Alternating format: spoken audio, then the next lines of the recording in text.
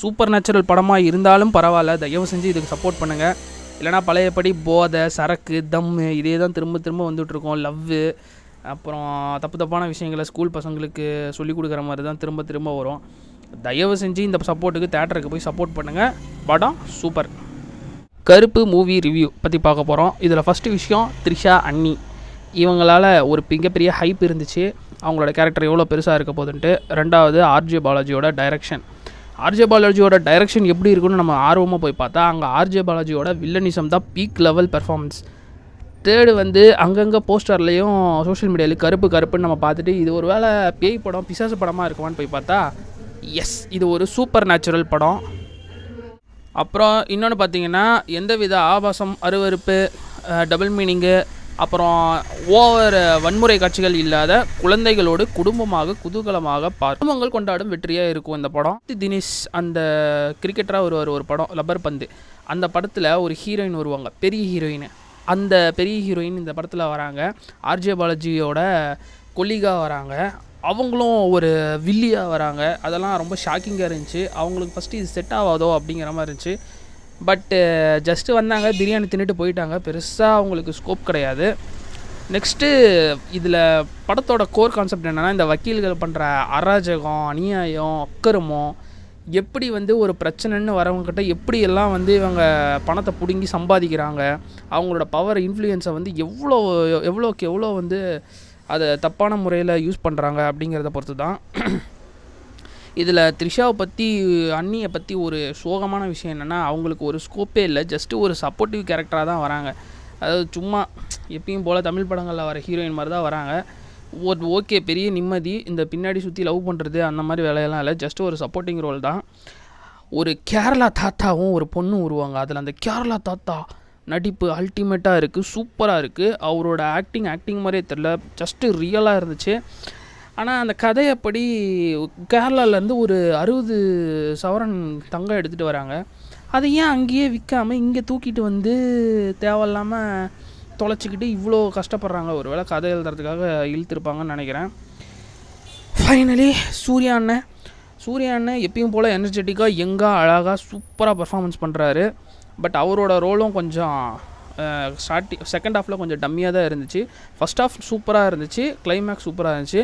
Second பார்ட்டில் first half வந்து கொஞ்சம் சரியில்லை. அது சும்மா என்னமோ இப்படிங்கிறாரு, அங்கே இங்கே ஏதோ மேஜிக் நடக்கிற மாதிரி காட்டுறாங்க, அவருக்கு ஒரு கேம் விளையாடுற மாதிரி எதுவுமே இல்லாமல் இருக்குது. ரொம்ப அவரோட கேரக்டரைசேஷன் ரொம்ப வீக்காக இருக்குது. இதில் பார்த்தீங்கன்னா ப்ளூ சட்டை சொல்கிற மாதிரி வில்லன் கேரக்டர் பவர்ஃபுல்லாக பண்ணியிருக்காங்க. ஹீரோ கேரக்டர், அதாவது நம்ம தலைவர் சூர்யா கேரக்டர் வந்து சொதப்புன்னு சொதப்பியிருக்காங்க. பட் ஓகே பட் இன்னும் நல்லா செகண்ட் பார்ட்டில் அவர் இன்னும் கொஞ்சம் நல்லா வெயிட்டேஜ் கொடுத்து நிறைய பண்ணுற மாதிரி, நிறைய ட்ரிக்ஸ் பண்ணுற மாதிரிலாம் பண்ணியிருக்கலாம். ஆர்ஜே பாலாஜியோட ஒரு மிகப்பெரிய வில்லை இந்த படத்துக்கு யாருன்னா சாய் அபயங்கர் தான். எப்பா சாமி, நீ பிஜிஎம் சில இடத்துல சும்மா இருந்திருந்தாலே சூர்யா சார் நடிக்கிறத பார்த்துட்டு போயிருக்கலாம். தலைவலி வந்துருச்சு நிறைய இடத்துல. ஒரு பாட்டு மட்டும்தான் நல்லா இருக்குது, நம்ம எல்லோரும் அடிக்கடி கேட்டிருப்போம் அந்த பாட்டு, காட் மோடு. மற்றபடி பிஜிஎம் ரொம்ப வீக்கு. அவரோட எனர்ஜெட்டிக் பர்ஃபார்மன்ஸுக்கு பத்தவே இல்லை. நிறைய இடத்துல வந்து காமெடி ஒர்க் அவுட்டே ஆகலை. சிரிப்பாங்கன்னு நினச்சி ஆர்ஜே பாலாஜி வச்ச சீன்லாம் நிறைய இடத்துல சிரிப்பே வரல. மதன் கௌரி, இர்ஃபானு, நியூஸ் ரீடர் ஹரி இவங்கெல்லாம் வரும்போது ஏதோ பெருசாக ரியாக்ஷன் வரும், சோஷியல் மீடியாவிலேருந்து வந்தவங்க காமிச்சா அப்படின்னு நினச்சி வச்சுருக்காங்க. பட் ஒர்க் அவுட் ஆகலை. ஆர்ஜே பாலாஜி டைரக்டராக பயங்கரமாக அவரோட உழைப்பு தெரியுது. அதே மாதிரி சில இடத்துல அவரோட அந்த உழைப்பு ஒர்க் அவுட் ஆகலை. பட் அவரோட கேரக்டர் எனக்கு ரொம்ப ரொம்ப பிடிச்சது. அவர் கேரக்டர் தான் செம்ம வில்லனிசம், ஒன்று கடிக்கிற மாதிரிலாம் காமிச்சிருக்காரு. எப்படின்னா, ஒரு புது கட்டடமாக கோர்ட் கட்டியிருக்காங்க, அந்த இடத்துல எல்லோரும் மீட்டிங் போட்டு இனாக்ரேஷன் நடந்துகிட்ருக்கு. அந்த இடத்துல வந்து ஒன்று கடிச்சிட்டு கன்னெல்லாம் எடுத்து இந்த விக்ரம் படத்தில் விஜய் சேதுபதி பண்ணுற மாதிரி மரணக்காட்டு கட்டியிருக்காரு ஆர்ஜே பாலாஜி. அதே மாதிரி ட்ரிக்காக மூளையை யூஸ் பண்ணி ஒரு கடவுளையே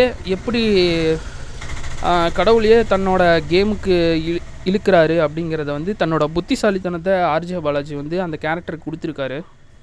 அதுவும் செம்மையாக இருக்குது. சூர்யாவுக்கு மட்டும் கொஞ்சம் நிறைய ஏதாச்சும் மனுஷனாக மாதிரி மாறி நிறைய வந்து ட்ரிக்ஸ் பண்ணுற மாதிரி ஏதாச்சும் காமிச்சிருக்கலாம். பட் அந்த மாதிரி எதுவும் காமிக்கல. கிளைமேக்ஸில் அந்த கருப்பு வந்து அப்படியே அருள் வந்து ஆடுற மாதிரி அப்படிங்குவார். சூப்பராக இருக்குது. கண்டிப்பாக ஃபேமிலியோடு எல்லோரும் பார்க்க வேண்டிய படம் இது. யாருமே தேட்டரில் மிஸ் பண்ணக்கூடாத படம். எந்தவித ஆபாசம், அளவு கலந்த வன்முறைகள் எதுவுமே இல்லாத ஒரு நல்ல படம். இந்த மாதிரி படங்களை நம்ம சப்போர்ட் பண்ணாதான் இந்த மாதிரி படங்கள் புதுசாக வரும். சூப்பர் நேச்சுரல் படமாக இருந்தாலும் பரவாயில்ல, தயவு செஞ்சு இதுக்கு சப்போர்ட் பண்ணுங்கள். இல்லைனா பழையபடி போதை, சரக்கு, தம்மு இதே தான் திரும்ப திரும்ப வந்துட்டுருக்கோம். லவ்வு, அப்புறம் தப்பான விஷயங்களை ஸ்கூல் பசங்களுக்கு சொல்லிக் கொடுக்குற மாதிரி தான் திரும்ப திரும்ப வரும். தயவு செஞ்சு இந்த சப்போர்ட்டுக்கு தேட்டருக்கு போய் சப்போர்ட் பண்ணுங்கள். படம் சூப்பர்.